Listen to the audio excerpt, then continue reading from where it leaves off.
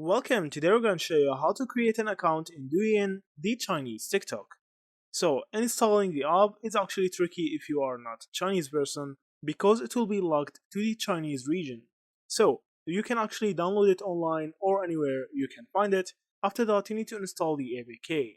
Open the TikTok app, and now from here you need to click on the down right corner section, which is the account section. Now you need to add a phone number as see from here. So from here you need to actually have a Chinese number so you can get that online or from anywhere else. So there's a lot of apps that can actually give you eSIM that works in China. So you can use it from here and add your phone number from here. Also, by clicking on the three dots from here, you can actually try to add an email, WeChat, or any other thing from here. You can just add an email and password from here. After that, you can actually create your account. After that, you can actually create an account and enjoy the Chinese TikTok.